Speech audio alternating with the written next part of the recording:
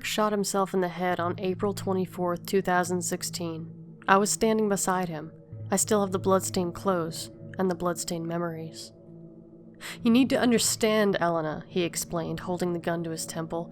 There's a bridge. It's right here. He shook the gun as if signifying its new status, not as a weapon, but as a means of traversal. Don't, Eric. My voice was slow and calm, but flickers of panic were doubtlessly present in its tremble. I see it now, in flashes. Whenever I imagine pulling the trigger, I get a glimpse of the bridge ahead. It's not black. It's not empty. It's bright and full and warm of everything I'd imagined. Machinery whirred around us. An omnipresent hum of energy filled the room as countless megajoules of energy filled capacitating cylinders, all ready to discharge at a specific time. What if you're wrong? I asked. What then? You're just dead, and you're useless when you're dead. All the potential is gone. The continuation of life affirms worthlessness. My worth is in what I've seen. My worth is in what happens next. Because if I'm right, and I know I'm right, everyone will learn that what we are right now is just the first stage. Once that gets out, we can all go through and on. But by that, you mean that everyone just die? Are you listening to yourself? He gripped the gun tighter and grinned. Maybe it sounds crazy, but I see it, and I think you're about to. Eric swung the gun towards me, his finger on the trigger. I gasped. Instantaneously, the humming and worrying grew deafening. Something shimmered in my vision, as if those floating remnants of my eye's development had coalesced into one point on the other side of the room. What? I stammered. Eric grinned and lowered the gun. You saw it, didn't you? As the gun went down, so too did the vision. The sound drifted back to its previous level. What was that? I'd given up on trying to stay calm. The fear and confusion in my voice was obvious. I was shaking. You did see it, Eric said, matter-of-factly. He put the gun back to his head and gestured with his left hand at all the machinery surrounding us, all the machinery he'd built in the 2 years since I'd left him. It was as if he read my thoughts. You walking out on me was a turning point in my life, Elena. You got me to see myself as the failure I was. It was that shock that allowed me to set my sights on something greater than just me, something greater than all of us. Eric, I didn't mean to hurt you. But you didn't. You couldn't. You woke me up. With the gun in a vice grip and his strides long and proud, he toured the cavernous warehouse, pointing at the various components. This is the generator. It's a prototype from Singapore that I traded my fortune to get. Those bubbles in the tank, see how they pop? Every time they do, they release more energy than a truck going 1,000 miles an hour. Once I got that, everything else fit together just as it had during my dreams. God, I thought those dreams were the most disorienting moments of my life. I couldn't imagine such things could be real, but now I know they are. They're just on the other side of the bridge, and there's nothing to fear. Eric's finger caressed the trigger with a loving warmth that had been absent toward the end of our relationship. And here, he commented, brushing his free hand along the bundle of cables as thick as my thigh, until he reached a set that looked like black glass tubes, arranged around the circumference of a red metal globe. Here is where the magic happens. My mind was reeling. The situation itself was enough to break me. I was seeing the man I'd loved since he was a boy who had gotten lost somewhere. Somehow. What had done it? What was the turning point that I'd said no more? Surely this person with a gun in front of me wasn't the same boy who brought me wildflowers 20 years earlier. Surely it was someone else. Eric's eyes gleamed with rapt intensity. I knew those eyes, the same eyes that had stared into mine on the night his fever had reached 105 degrees. The same eyes that I'd watched dull every night after for years and years. The same eyes that were flat and colorless on the morning I left. The color was back now, bright blue and piercing, not full of life, definitely not life, but it wasn't death either. Eric's eyes were filled with something else, something alien and horrifying, something anti-life. Elena, I didn't invite you here to talk me out of anything. There's no doing that.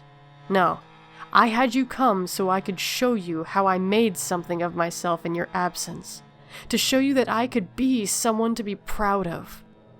Hot tears carved slow paths down my cheeks. How was I supposed to answer that? I could never be proud of someone who didn't think their life was worth living. Eric watched me cry with curiosity. Didn't you see it? Didn't you feel it around us? That hum, that static, the hair on your arms standing on end. This is the entrance, Elena. The bridge is just on the other side. It feels us. It knows we're here. It's why you saw what you did when I turned the gun in your direction. With that, the gun was in my face again. The deafening hum returned. Alternating pricklets of heat and cold swept up and down my spine. I saw a solid black circle in the distance, just a dot. It was up against the far wall, beyond Eric, near a cluster of machines. I know you see it, Eric said, his voice barely audible over the electric din. He walked closer to me and put the barrel of the gun to my temple. Don't look away. Watch it. Gaze into it. A new rush of tears blurred the world around me, but I obeyed. I studied the dot as it grew larger and more prominent in my vision. It started off solid black, entirely black, impossibly black. But the longer I watched, I noticed it was changing, deforming. It bubbled and roiled. Dim light within casting illuminations inside the shape, and something was moving in it. Enough, I whispered. I see it. Not yet, Eric responded, pressing the cold barrel hard against my forehead. The blackness swept across the room, now 8 feet all around, and hovered in front of me. Eric was enveloped in the swirling chaos, but he didn't seem much affected. It was as if it were ignoring him, or he, it. I don't think it mattered. The black shifted to gray, and then white, then red. Red as the sphere into which that generated energy was pouring. I'd stopped weeping. Eric noticed. There it is, Elena. I've watched it for days. It just waits. It's ready whenever you are. An aperture in the redness opened. Beyond it was a path of stone winding through the endless sea of stars. The path twisted and swirled up and along and through the starscape in an intestinal tangle that caused my stomach to lurch with vertigo. The bridge, Eric announced. It's ready for you. He paused, letting a slight bit of pressure off my forehead. The bridge dimmed. But are you ready for it? I found myself leaning my forehead towards the barrel of the gun. The image sharpened. Innumerable stars bloomed along the twisted path of the bridge. I squinted to see what lay beyond, to see what was being bridged. All I saw was a pinprick of red light, harsh, caustic, searing. I can let you cross if you want. I promised I'll be right behind you. The redness at the end of the bridge swelled. The electric hum was now an ocean of white noise, waves on the starry beach. Just nod, Elena, and we can go. This is where we're meant to be. All we do while we're here is suffer. Let's go be happy together. I thought of my life. I thought of my parents and my friends and my dog. Was I suffering? Were they? Were we just biding our time? No, I murmured. The redness faded as I leaned my head away from the gun barrel. No. Eric pulled the gun away and placed it back against the side of his head. The vision evaporated, and I was left with just him in the room with machines. What are you going to tell everyone? Eric asked. His eyes weren't on me. They were watching another point in space. Now I knew what it was. I'll tell him exactly what happened, I replied. That you were depressed and you killed yourself. But what about all this? He inquired, gesturing at what I could no longer see. Won't they want to know about it? Wouldn't they prefer to be there? Maybe, I answered. But in their own time. Eric pulled the trigger. The left side of his head exploded outward, showering the wall and floor with blood and bone and brain matter. His knees buckled and he fell. A tiny arc of electricity flickered along the black glass spires surrounding the red globe. I felt cold, numb. The contents of Eric's head leaked across the dirty concrete floor. I wiped splattered blood off my face.